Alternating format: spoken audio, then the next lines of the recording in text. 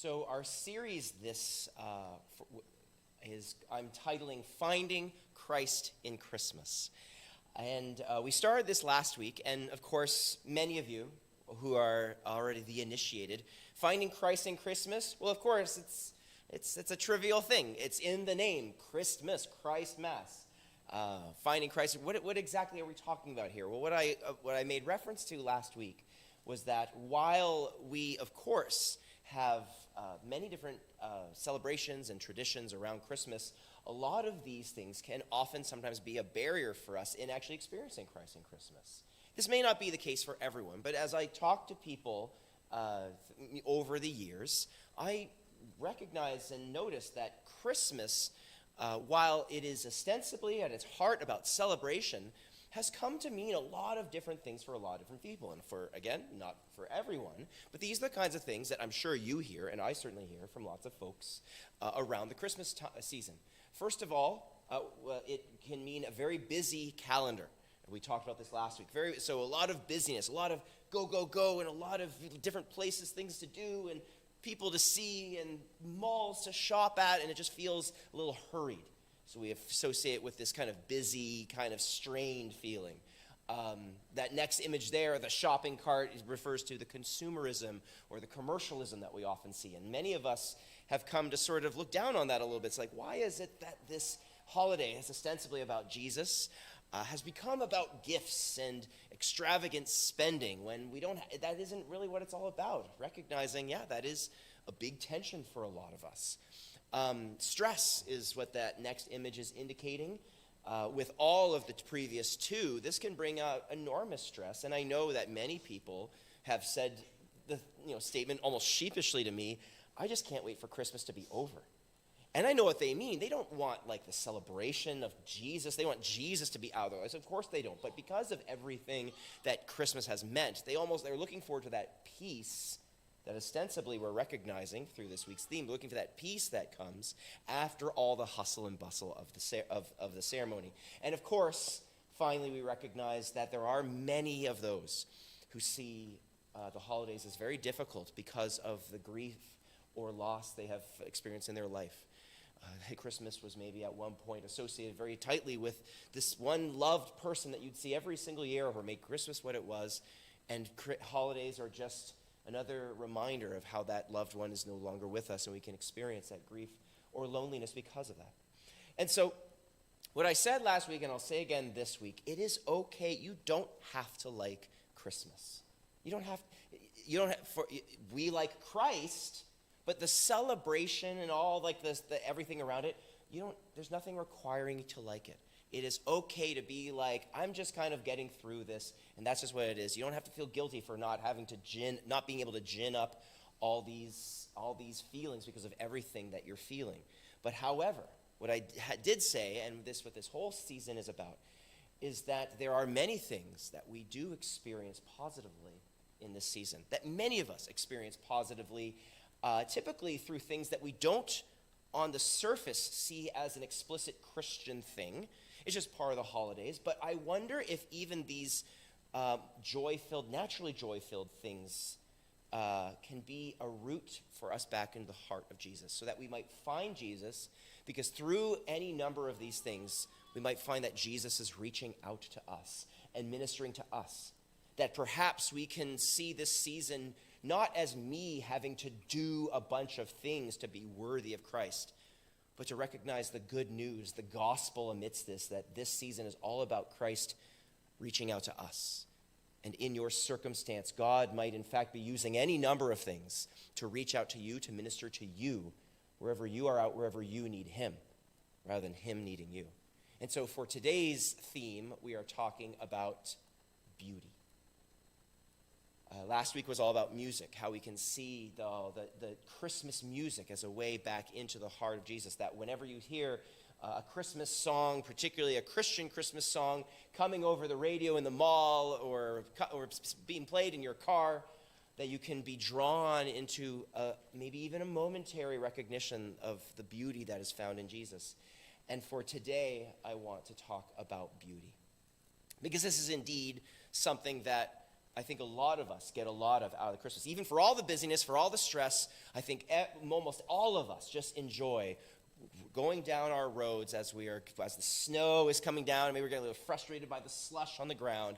We see in our neighborhoods those houses adorned with Christmas lights. And how many of us enjoy going on walks around our neighborhoods to see the Christmas lights that are around and see all the beauty that's around us.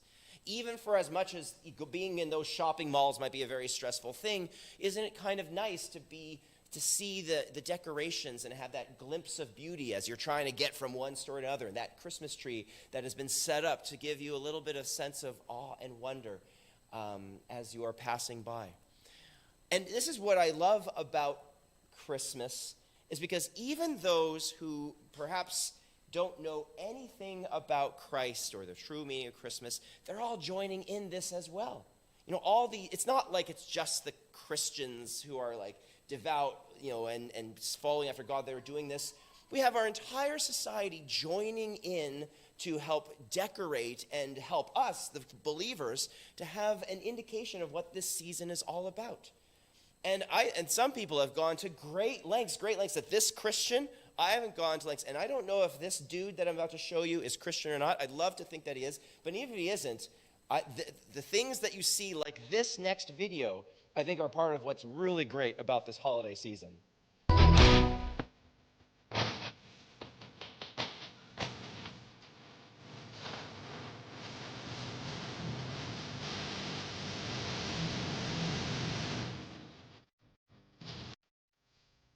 I love it. And by the way, I was trying to get us all on Trans-Siberian Orchestra last week. That's the song. That's Trans-Siberian Orchestra. The beauty inherent in this is amazing. And what I love is that our culture has bought in. Like, we didn't have to convince people to say, use this season of Christmas to celebrate through light and sound. Everyone's already naturally into it. And what I do recognize, of course, is that many of us have fallen in love with perhaps just the aesthetic. You know, it's not perhaps for them like a recognition of Christmas. They just love the beauty of it all. But what we can get out of this is that not only, let me restate that. If the people have bought into this through the lights, through the adorning of their homes and the streets. And what this is we didn't have to convince them to do so. It's this naturally inherent, aesthetically pleasing thing that, boy, don't we wish that more people saw the heart behind it. But we get to use this as a way to help us worship and recognize Jesus among us. Now, I know it's, of course, limited when it's just on the cultural level. Beauty can be just beauty for its own sake, but beauty often adopts a new meaning or a new significance when you put a meaning behind it. So, for instance, many of us will recognize this picture here. This is a beautiful picture. Not only because it's celebrating this idea of love, this idea of marriage, which I think is a wonderful thing. We all agree it's a wonderful, beautiful thing. Here's this husband and wife couple with a very well framed, with the veil going over. As someone who likes photography, I wish I could get that veil and that right. We can recognize this as a beautiful image, just as a natural human person without Christ can recognize Christmas lights and Christmas decorations as a beautiful thing. But for me, at least, what is an even more beautiful image is this. Now, it may have for you just as much significance as the previous image because it doesn't have the meaning. But for me, because it has that meaning, it has that significance. If you can't see, this is Diana and I on our wedding day many years ago, 16 and a half years ago. For me, the beauty is amplified because I know the meaning behind it. I know what that means for me. That has meant 16 years of, as the marriage is, it goes up and down. But as I sit and reflect on it even in this moment, what a beautiful thing that our lives together started. And now we have kids and we have a life together. For me, the beauty is even more. It's not limited. It's extravagant because of what this means. And so for us, in the same way, the world can have their lights, their song, all the different trimmings and trappings of beauty. But here's the point for us. We get to recognize it for what it is.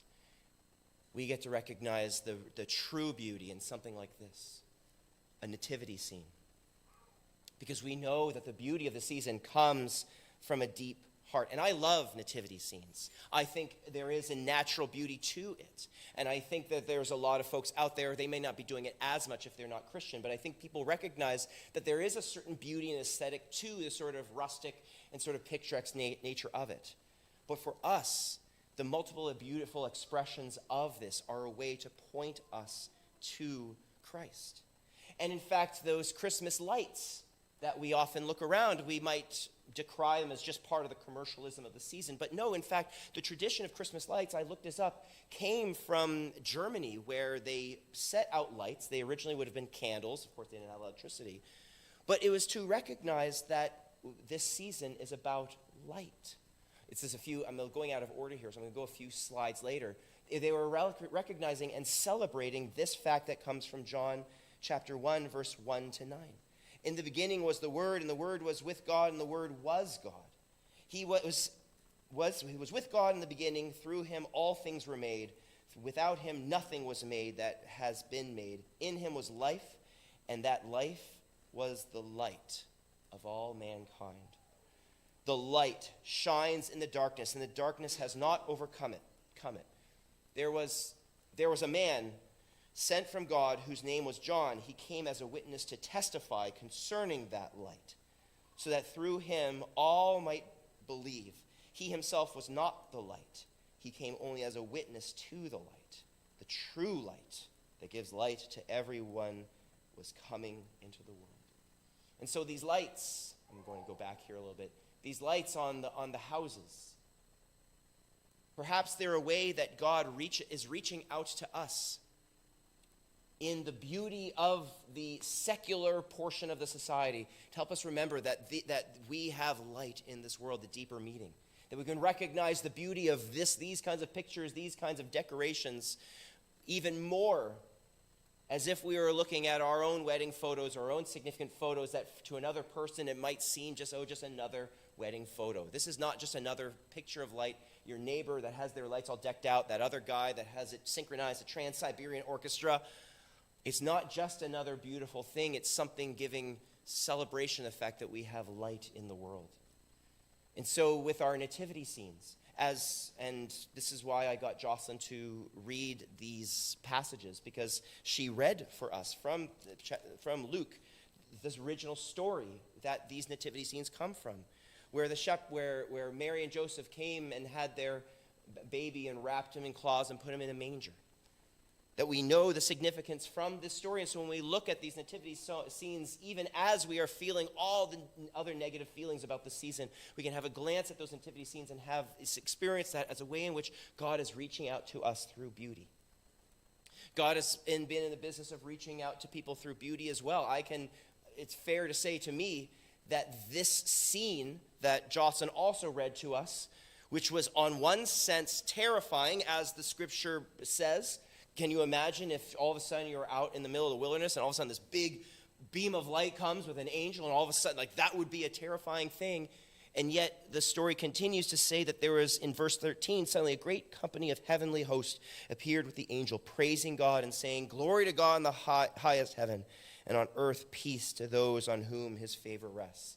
And now we recognize the beauty of the season through angels as part of our Christmas ornaments and decorations on our houses, to lead us into this moment, this story where God, through beauty, was drawing us to him.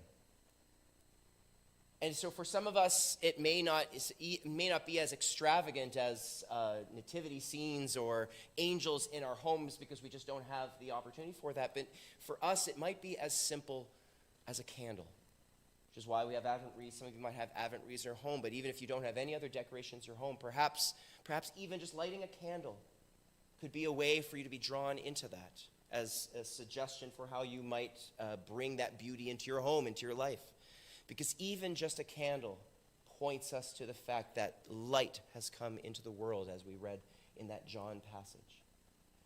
And of course, this is not going to be, I'm not saying that this is going to be like the one-stop shop. I'm not trying to bring you to a place where all of a sudden, you love the Christmas season, because as I said before, you're allowed to not like it for all the negative things. But what I am saying is this beauty that surrounds us, This doesn't have to just be the secular part of the holiday. This could be in one of the ways in which God is reaching out to us and saying, consider how beautiful it is that light has come into the world, that angels were one of the first expression of beauty to these lowly shepherds. Considering these nativity scenes that are all around us, that perhaps this could be a way to remind us, even for a brief moment, that God is reaching out to us and that we are being ministered to by him. And then perhaps, if time allows, and I imagine time could allow if we made that choice, perhaps we could make the choice to not only observe that God is reaching out to us, because this is often the first step. Sometimes we just pass by that nativity scene, those Christmas lights, and just say, oh, there's another nativity scene, another set of Christmas lights. But perhaps we observe that this is one of the ways in which Jesus is reaching out to us. We observe his hand reaching out to us, latching on to our soul in an act of mercy. And then perhaps, even maybe in that moment as we're driving in the car, of course, observing traffic rules and traffic laws. Or perhaps as we're sitting in our home by our fireplaces or next to our kitchen stove as the music is playing, we take a moment as the onions are sautéing to reflect. And reflect on how this beauty, how God is using this beauty to reach out to me. What is, in fact, Jesus calling me to? Perhaps it's something deeper. Maybe it's just as simple as giving you an opportunity to recognize that he is there with you. And then perhaps you would also have an opportunity, and this is an opportunity that I said last week, I often pass up. And I think it's out of sometimes embarrassment, like I should be a better Christian than this, so I shouldn't vocalize how difficult a time I'm having finding Christ in Christmas. Perhaps it's more difficult for leaders because, again, we're ostensibly supposed to be the super spiritual people that aren't supposed to have any problems with our faith. Spoiler alert, we do. We suffer distance from God as leaders in the faith. We suffer moments of separation from God. So even I need that moment as I'm pouring the eggnog and glancing up and seeing my Christmas tree to have God reach out, that I reserve and reflect, and then perhaps discuss, verbalize this with someone else and say, here is how God reached out to me as I glanced at my Christmas tree, as I went through a walk through my neighborhood to see the Christmas lights, as I heard that music over the radio as I was going in the car. And so may that be for us another way that Jesus reaches out to us this season so that we might be ministered to by him. Amen.